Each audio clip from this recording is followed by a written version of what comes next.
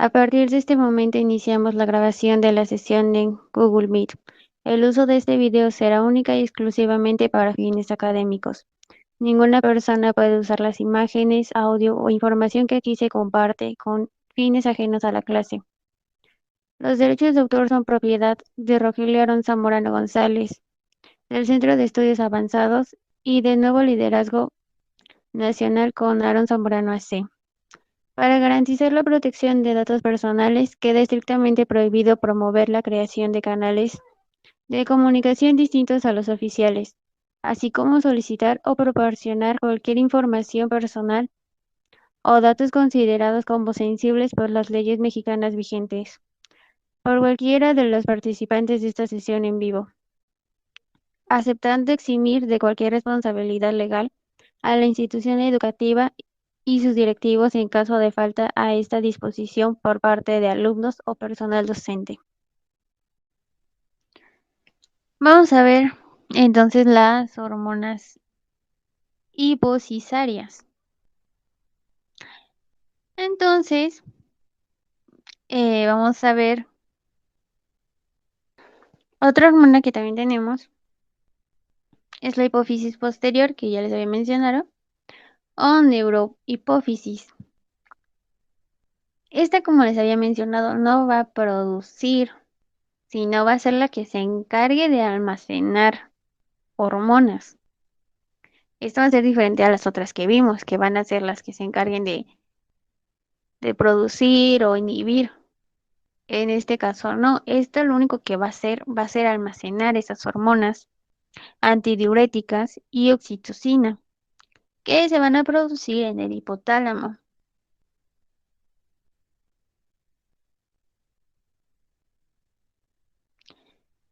Después tenemos la hipófisis anterior, o también conocida adenohipófisis, que va a ser la que produce y secrete las siguientes hormonas que vamos a ver. Como ya vimos, la hormona del crecimiento, o somatotropina, que ya fue la que hablamos hace un momento, así como la hormona estimulante de la corteza suprarrenal, o corticotropina, que también ya la mencionamos.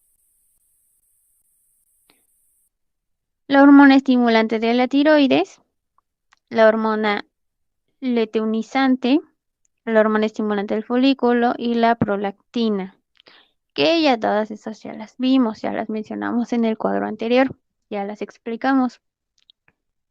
Pero recuerden, en el hipófisis posterior solo se van a mantener almacenadas.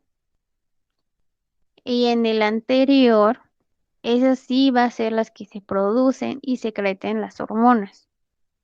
¿Ok? ¿Tienen alguna duda con esas?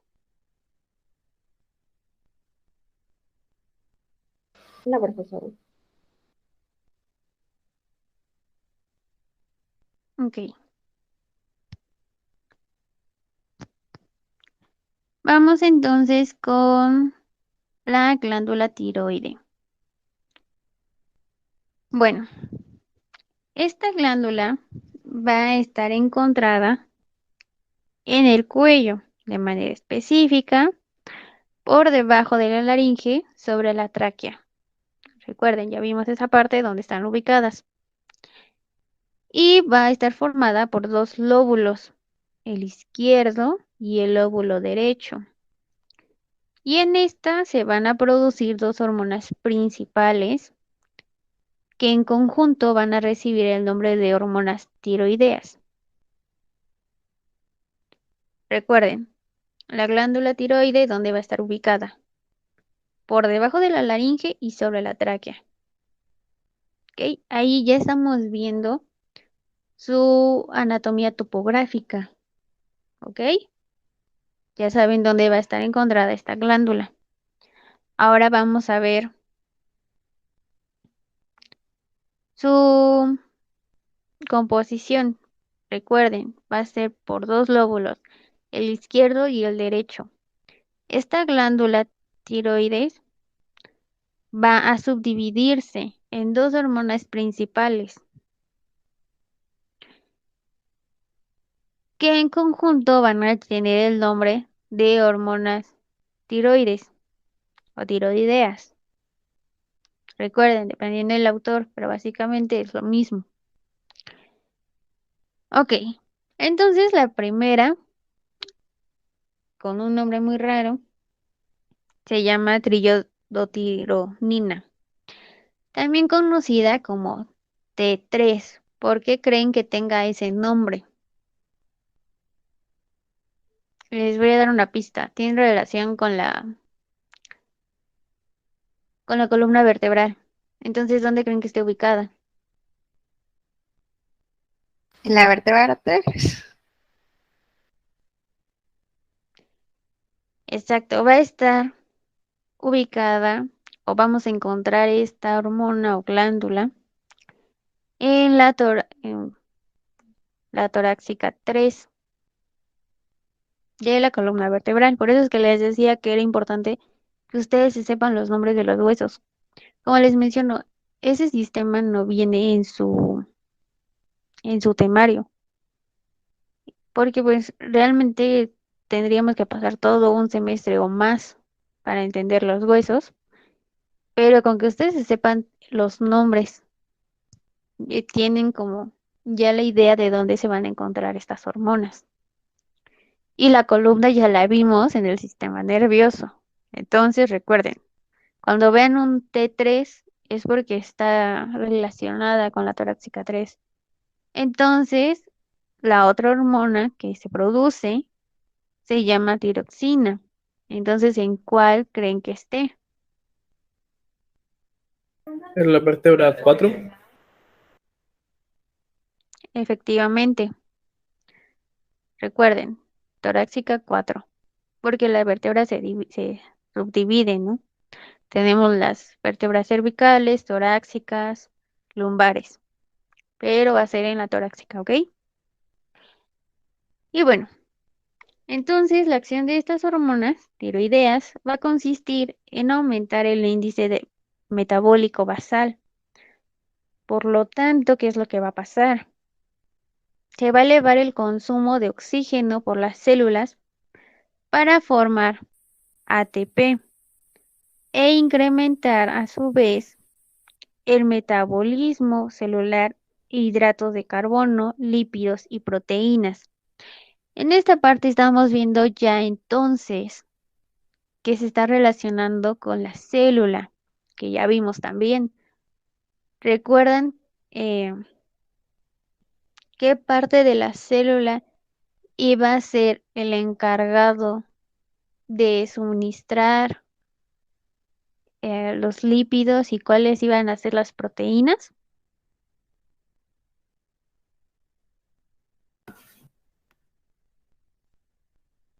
No era el retículo endoplasmático. Efectivamente, ¿en cuál se iban a hacer las proteínas y en cuál los lípidos? En el retículo rugoso serían las proteínas y en el retículo liso serían los lípidos. Efectivamente, muy bien, sí, se lo aprendieron. Entonces podemos ver que en esta glándula o en estas hormonas podemos ver que viene desde la célula, por eso es que era importante que ustedes recordaran las partes y las funciones de cada parte de la célula. Entonces, recuerden entonces también por qué era importante el metabolismo celular. ¿Recuerdan cuáles eran las funciones vitales de la célula?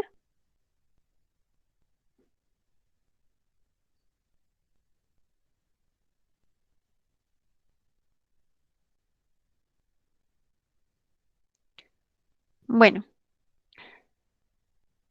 una de las funciones importantes de la célula o lo que iba a hacer la célula era su metabolismo. ¿Por qué? Porque si bien las células iban a absorber esos nutrientes, proteínas, lípidos y demás, también tenía que expulsarlo. Básicamente es como nuestro cuerpo. Nosotros introducimos algo, pero al final tiene que salir. Es básicamente lo mismo que la célula. Entonces, es importante el metabolismo porque la célula como es la unidad mínima de vida, ella también tiene que tener esos nutrientes, esos lípidos, proteínas, pero también entonces al momento de que tiene que salir, por medio de qué va a ser, medio del metabolismo, porque eso también va a ayudar a que se pueda hacer todo ese procedimiento de absorción, de producción, etcétera. Y ya vimos que en el retículo endoplasmático rugoso, como lo mencionó su compañero Víctor, va a ser el encargado de las proteínas, mientras que el liso, como les mencionaba, recuerden, L de liso, va a ser el encargado de los lípidos. ¿Ok? Entonces imaginen un caso clínico. ¿Qué pasaría si se tuviera ese exceso de la hormona tiroides? ¿Qué es lo que pasaría?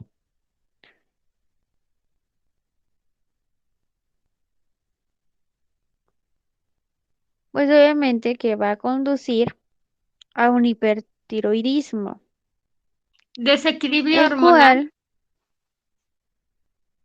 efectivamente, exacto, básicamente vas a tener un desequilibrio hormonal. Entonces, ¿qué sucede cuando nosotros tenemos ese desequilibrio?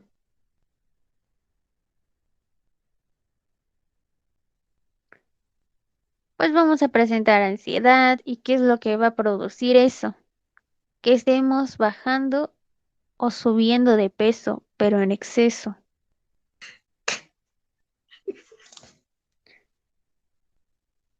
Mientras que del otro caso, ¿qué pasaría si tuviéramos una deficiencia de esta hormona? ¿Qué pasaría?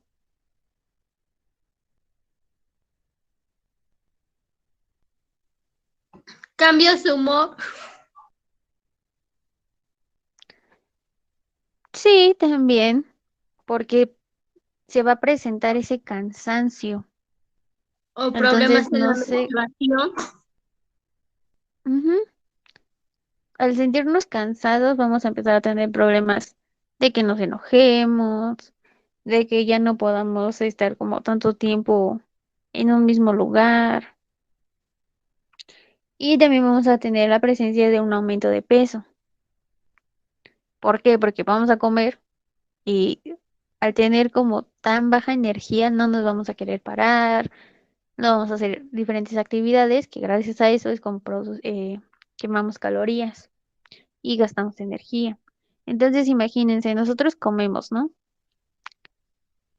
Y al estar tristes, generalmente algunas personas llegan a comer en exceso. Entonces imagínense todo exceso de comida y que nosotros estemos acostados o sentados. Obviamente que no vamos a quemar esas calorías, no estamos gastando la energía que nosotros estamos metiendo a nuestro cuerpo. Así que vamos a tener un aumento de peso. ¿Hasta ahí todo bien? ¿O tienen alguna duda?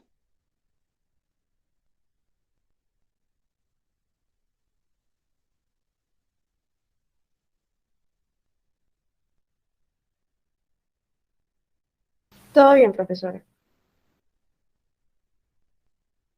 Gracias. Bueno, vamos a ver otra glándula que tenemos que se llama glándula paratiroides. ¿Y qué es lo que va a pasar con ella? Estas van a ser 4 glándulas situadas en el cuello también, por detrás de los lóbulos tiroideos, que ya vimos, y va a ser la que se encargue de producir la hormona paratiroidea, cuya función va a ser regular la cantidad de calcio y fósforo en el cuerpo. ¿Recuerdan por qué es importante que nosotros tengamos una buena cantidad de calcio y fósforo en nuestro organismo? Más que nada ayuda a los procesos metabólicos.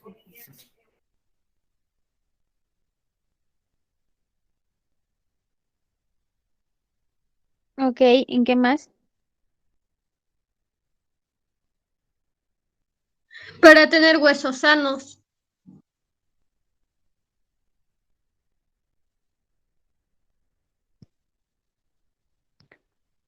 También.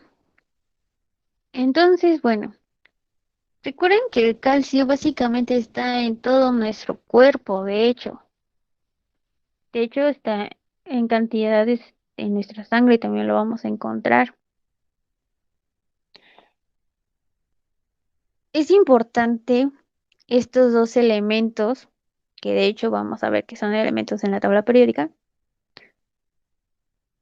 porque nos va a ayudar a que todo nuestro cuerpo esté bien formado. Porque, ok, tenemos ya todos nuestros órganos y todo bien, ¿no? Funcionando y todo. Pero ¿qué pasa si nuestro calcio es bajo? Nuestro fósforo también. Pues obviamente vamos a tener huesos débiles, se nos van a caer nuestros dientes, nuestro cabello. Realmente vamos a entrar en un proceso lamentable porque va a dejar de funcionar nuestro cuerpo como debería de ser. Porque ¿quién es el que sostiene esos órganos? ¿Recuerdan que cuando vimos que las costillas iban a ser los protectores de esos órganos? Imagínense que nosotros tuviéramos deficiencia de calcio. El sistema óseo. Efectivamente. Entonces estaría fallando nuestro sistema óseo y eso realmente trae muchísimas consecuencias. Porque aunque todo esté bien, si nuestro sistema óseo está mal, con una simple caída podríamos morirnos. Porque nuestro cráneo entonces, recuerden que el cráneo es un hueso, nuestro cráneo entonces se deformaría, entraría ¿cómo se llama? Se rompería esa capa protectora, porque nuestro hueso, aunque ustedes lo vean redondo, es realmente muy filoso. Entonces, si se llega a romper, obviamente que va a romper esa capa que protege y todas las capas que tiene antes de llegar al cerebro. Se van a romper con facilidad y entonces vamos a tener un derrame cerebral, vamos a desangrarnos, básicamente podríamos morir de una caída. Por eso es importante que nosotros tengamos un buen porcentaje de calcio y fósforo y pues nosotros consumamos productos alimenticios con estos elementos. Un exceso de ello tampoco es bueno. Recuerden que en exceso nada es bueno. Ok, entonces las glándulas paratiroides, vamos a ver que van a ser necesarias para una formación ósea apropiada, como ya lo vimos. Y el exceso de producción va a causar hiperparatiroidismo, que es una enfermedad que causa un aumento en los niveles plasmáticos de calcio y fragilidad ósea, así como dolores de huesos, cálculos renales, debilidad muscular y fatiga. Como les mencionaba, o sea, realmente si tenemos una deficiencia es malo, pero si tenemos un exceso también, porque aunque ustedes piensen que estamos consumiendo calcio y nuestros huesos van a estar súper fuertes, si nosotros eh, consumimos más de lo que deberíamos de consumir en calcio, nuestro cuerpo automáticamente se va a mm, desequilibrar, porque obviamente no va a saber dónde poner toda esa cantidad de calcio que se está excediendo. Entonces, muchas veces, no sé si les ha pasado cuando se sienten como si su cuerpo les pesara. No sé si han pasado por eso.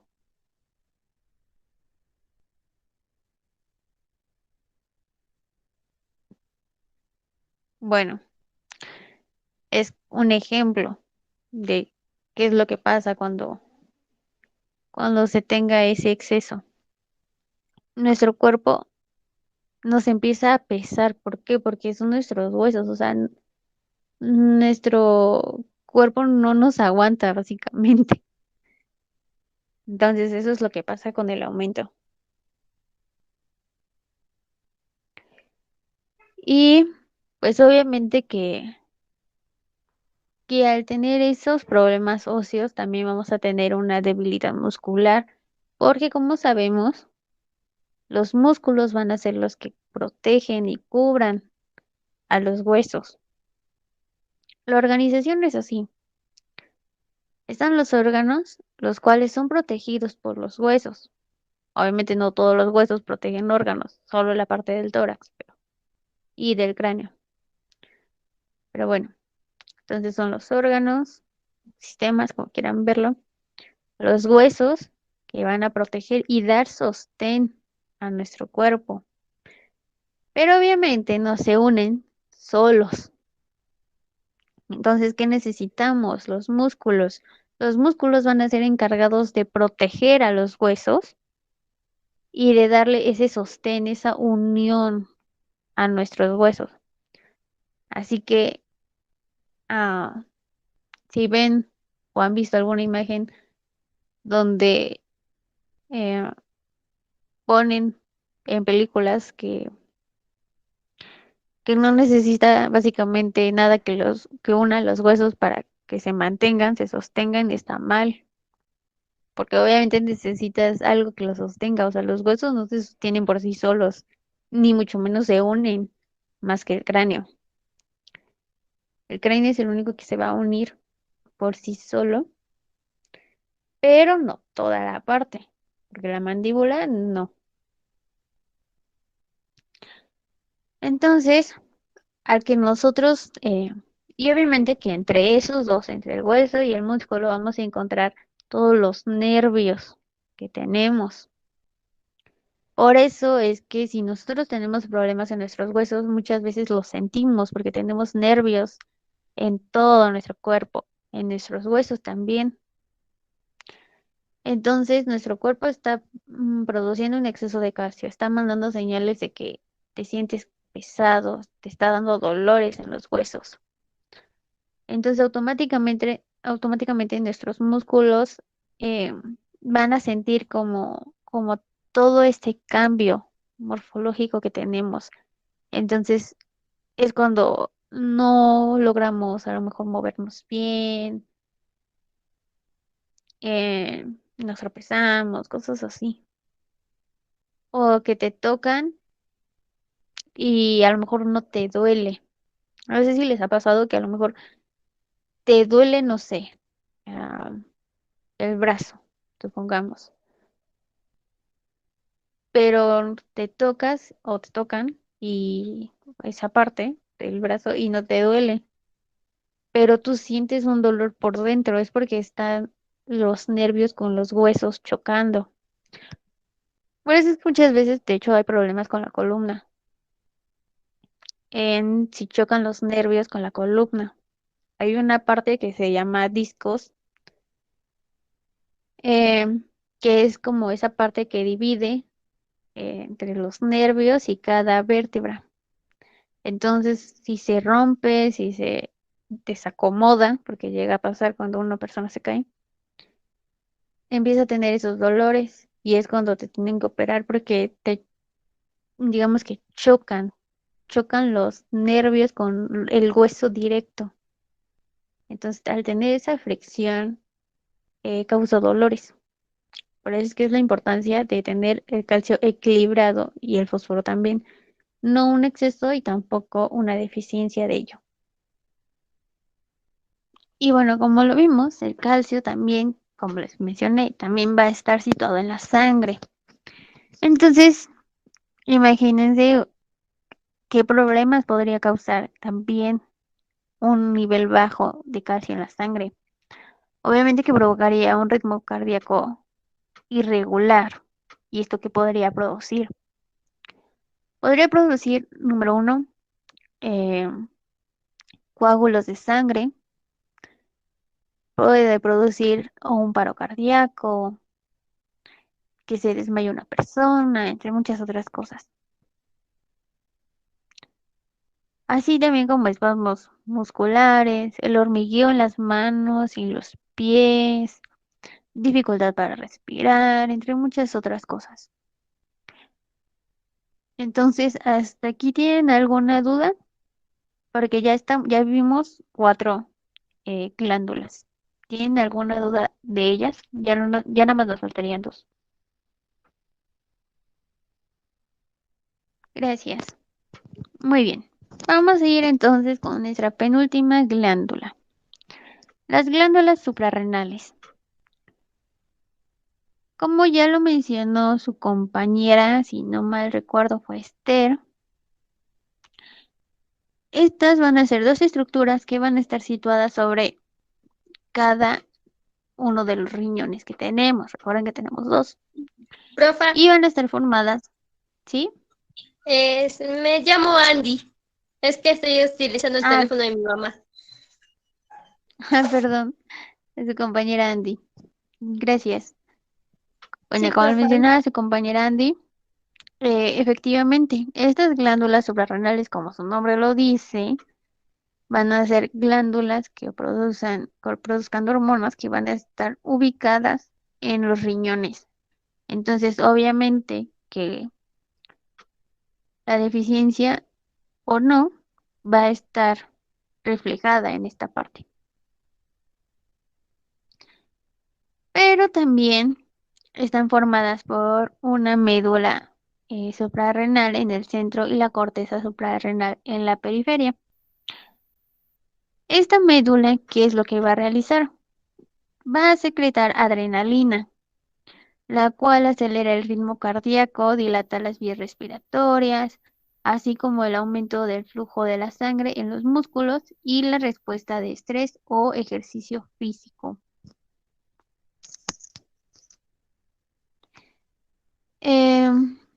La corteza, a su vez, va a secretar o producir 3 tipos de hormonas. La primera se llama glucocorticoides. Es como el cortisol, básicamente, por eso les digo, o sea, solo escuchen el nombre y traten de recordar a qué les suena. Entonces, recuerden, glucocorticoides es cortisol, básicamente. ¿Y recuerdan para qué nos ayuda? ¿O qué es lo que hace?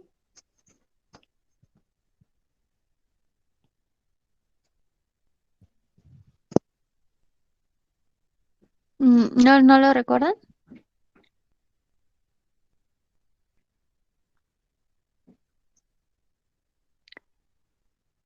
Bueno, pues esta hormona va a ser la que nos ayude a controlar los niveles de azúcar en la sangre. Porque recuerden, podemos tener un alto nivel de azúcar o un bajo nivel de azúcar. Así también como el aumento en el consumo de proteínas y grasas. Entonces, mencionen un caso clínico. ¿En qué caso ustedes creen que puede presentarse esta hormona?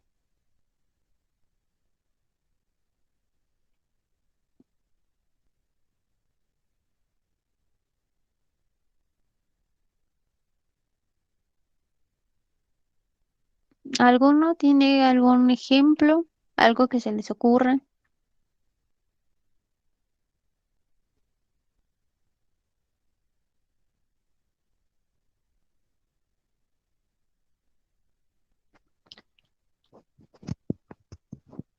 Muy fácil. Un ejemplo es en las personas diabéticas. ¿Por qué? Porque ellos tienen ese desequilibrio en el azúcar de la sangre. Entonces, un caso clínico muy sencillo es el de ellos. Ahora, la segunda hormona que se produce en las glándulas suprarrenales, gracias a su médula, va a ser la mineralocorticoides.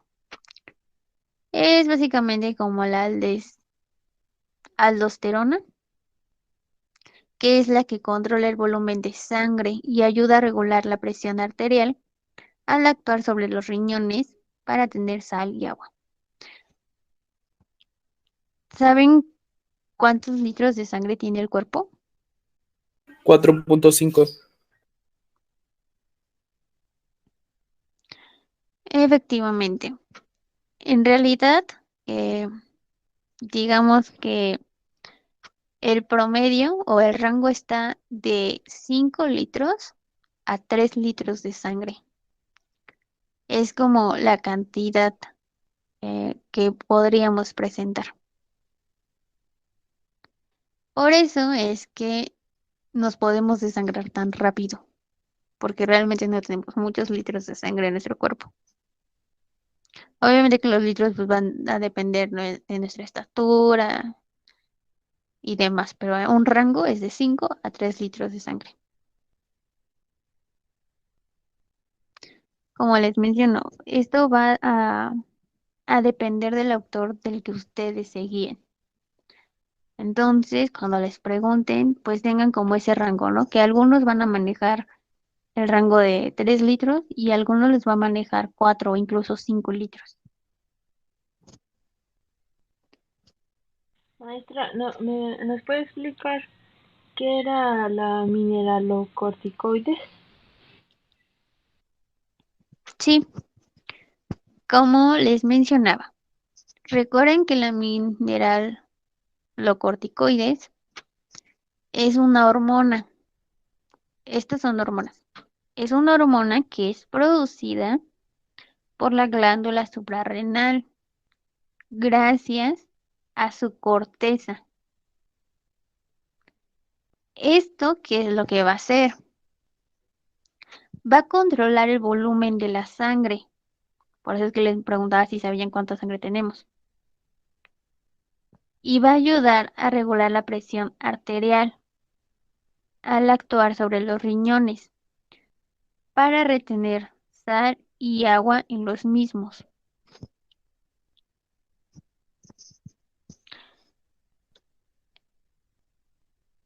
¿Hasta ahí todo claro? Sí, profesora. Ok.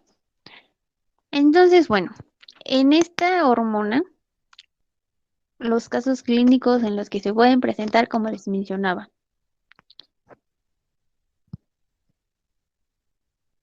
puede incluso presentarse en personas que han tenido algunos paros cardíacos por el volumen de la sangre. ¿Por qué? Porque el volumen de la sangre está relacionado con el hecho de la coagulación de la misma. O el caso contrario, el que esté muy disuelta, digamos, como si tuviera mucha agua, si no tuviera consistencia en la sangre. Porque recuerden, un paro cardíaco se puede dar gracias a los coágulos de sangre que se atoran en las venas o en las arterias em, más importantes. Recuerden cuáles son: la arteria aorta, la vena cava. Son las más importantes. Incluso las venas y las arterias pulmonares. Entonces, si esto se llegara a tapar, como ya lo vimos en la circulación de la sangre, obviamente impediría el paso y sería todo un caos y tu corazón dejaría de latir. Pero pues obviamente que la sal y el agua en los riñones también es importante porque se pueden producir piedras en los riñones, que creo que es algo que muchos conocemos. Y antes de avanzar, me parece que no íbamos a tener descanso por la hora en la que iniciamos tarde. Entonces vamos a seguir pues continuando, valga la redundancia. Nuestra tercera hormona que vamos a tener de la glándula suprarrenal se va a llamar andrógenos Es básicamente como la testosterona, que como ya vimos es importante para algunas características sexuales secundarias, tanto en hombres como mujeres.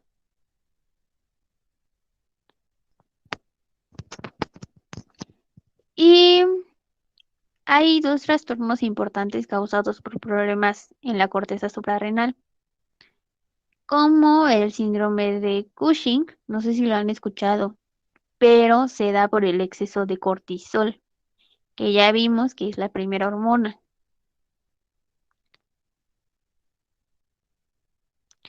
Y también se presenta la enfermedad de Addison, que es por la deficiencia de este.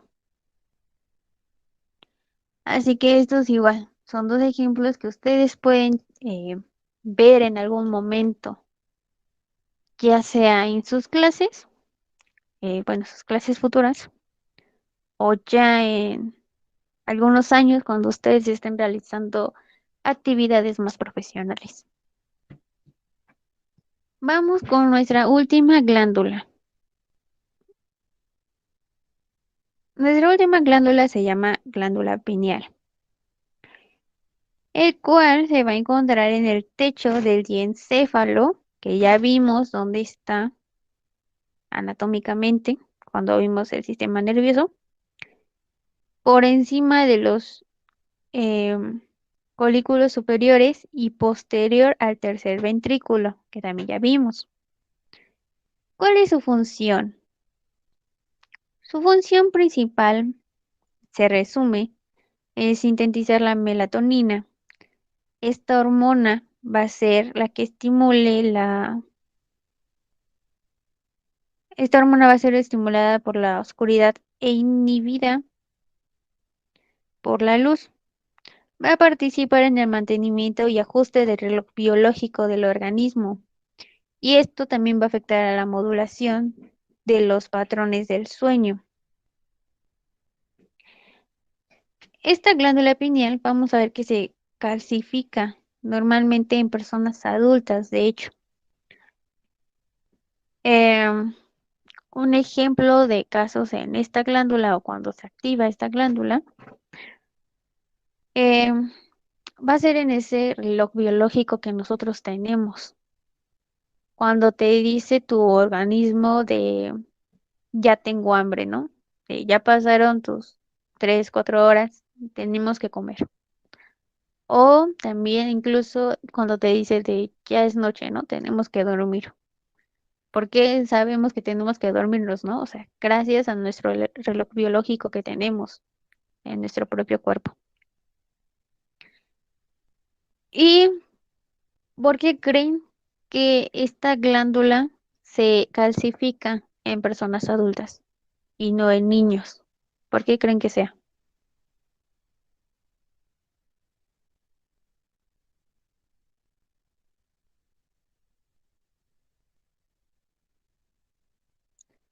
¿Alguien alguna idea?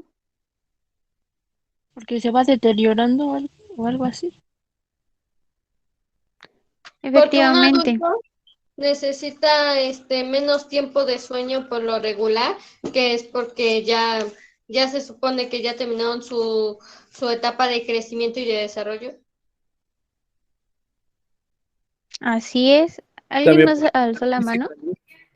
acá también porque, o sea, como ya llega una etapa adulta, igual hay menos como actividades, por ejemplo, como un niño comparación que digamos que puede, un ejemplo, ir a correr o hacer muchas otras actividades más que una persona anciana ya no puede gastar esa energía.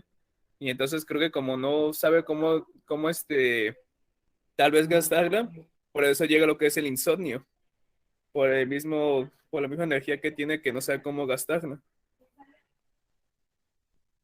Efectivamente, todos tienen razón en lo que mencionaron. Número uno, en general, o sea, el cuerpo en general deja de producir la misma cantidad, tanto de energía como de hormonas, eh, algunas proteínas que tenemos nosotros ya en nuestro propio cuerpo, ácidos que produce nuestro propio organismo, eh, entre otras cosas.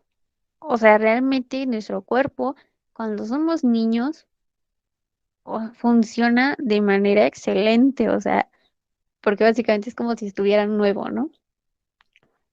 Entonces, nuestro organismo cuando somos niños, o el organismo de los niños, de los bebés, reacciona a tal rapidez que realmente está todo el tiempo produciendo cosas, o sea, todo el tiempo está generando energía, se gasta energía, vuelves a recargar. eh, por eso es que los bebés tienes que alimentarlos cada 3 horas y a cada rato igual tienes que andarle cambiando el pañal porque su sistema digestivo es básicamente puro, o sea, limpio. No tiene ningún daño, ¿no? O sea, funciona perfectamente. ¿Por qué? Porque pues, obviamente solo está tomando leche, tecito, agua. A diferencia de nosotros, ¿no? Que ya estamos más grandes, que empezamos a tener problemas porque no nos alimentamos bien, entre otras cosas, ¿no? Entonces, nuestro cuerpo cambia fisiológicamente de cuando somos niños a cuando son adultos. Eh, también es cierto que los niños usan mucha energía y gastan la cantidad de esa energía, ¿no? O sea, realmente sí están en movimiento constante. Por eso es que es como muy difícil que puedas tener a un niño quieto, ¿no? Porque son hiperactivos, porque así son, así es su naturaleza. A diferencia de un adulto que a lo mejor no duerme bien, se siente cansado, entre otras cosas. Entonces lo que pasa en esos momentos es que obviamente tu cuerpo, como lo vimos, se tiene que adaptar a esas nuevas circunstancias, ¿no? Te tienes que adaptar a, a despertarte temprano. O sea, no sé si se han dado cuenta que ya cuando te acostumbras, hasta ni siquiera necesitas alarma o luego te despiertas antes de que suene tu alarma, porque tu reloj biológico ya está activado, ¿no? Ya como que se programó ahora.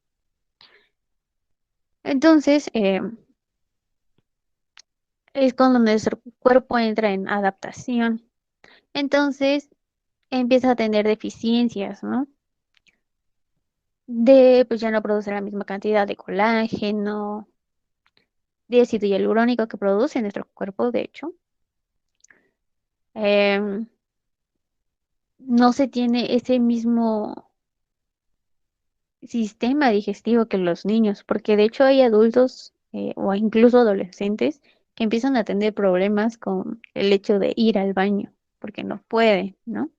A diferencia de un niño que a cada rato quiere ir al baño y que no se puede aguantar, ¿no? Que te dice en ese momento tengo que ir y tengo que ir al baño. Entonces, como ustedes lo mencionaron, realmente es eh, por la edad, la verdad. Aunque suene feo, nuestro cuerpo sí deja de tener las mismas funciones o la misma calidad de función que cuando somos niños. Por eso es la importancia de que comamos bien, hagamos ejercicio, para que nosotros tengamos como ese buen mantenimiento de nuestro propio cuerpo. Así como cuidamos, no sé, el coche, no sé, lo que ustedes, no sé, una bici, una moto. Así como cuidamos esas cosas que tenemos que darle un mantenimiento cada cierto tiempo, pues básicamente así es nuestro cuerpo. Pero ¿qué es lo que pasa? Obviamente cuando crecemos, siendo honestos, no tenemos tiempo porque o estás estudiando o trabajando o ambas cosas, estudias, trabajas. em, y pues obviamente que no solo son 4 horas, ¿no? A veces son jornadas de 8 o más, dependiendo del trabajo en el que estés o en la escuela. Y obviamente no solo es de tomaste la clase y ya. Obviamente no. Algunos sí lo hacen así, pero en teoría no debería de ser solo estar en clase y ya. Tienes que hacer tareas, tienes también que estudiar por tu parte, tienes que, pues sí, invertir muchísimas horas. No solo son 2 horas de clase, ¿no? O no sé, 6 horas de clase que vamos o que van a la escuela normalmente. No solo son esas 6 horas, son todas las horas que les inviertes a tus tareas, a tus trabajos, el trasladarte o el en lo que te despiertas, en lo que te lavas la cara. O sea, realmente cuando creces no te da tiempo realmente de hacer muchas cosas, ¿no? O tienes que hacer de comer, tienes que limpiar tu cuarto. Son como diferentes actividades que realiza un niño. El niño realmente gasta su energía en jugar, ¿no? Entonces, por eso es que esta glándula y todas en general, realmente todo en nuestro organismo, empieza a tener deficiencias y se empiezan a calcificar, porque ya no le damos esa producción y desgaste que necesita, ¿no? Porque a lo mejor el cuerpo lo está produciendo y produciendo y produciendo y produciendo, pero no lo gasta. Entonces es cuando se tienen problemas, pero es por eso. Realmente porque nuestro cuerpo, eh, pues sí, o sea, nuestro cuerpo solito reacciona, ¿no? Y se adapta. Es, por ejemplo, se calcifica, por ejemplo, en los dientes. ¿Se han dado cuenta? O no sé si sepan, cuando una persona tiene sarro en los dientes, no es porque no se lave la boca. O sea, sí tiene relación, pero no solo es por eso. O sea, porque puedes lavarte los dientes tus 3, 4 veces al día, cada vez que termines de comer. Tener una limpieza bucal excelente y aún así tener sarro. ¿Por qué? El sarro se produce por ese exceso de saliva. Es básicamente lo mismo en el cuerpo. Si tú tienes un exceso de calcio, mm, pues obviamente que van a empezarse a calcificar eh, estas glándulas, ¿no?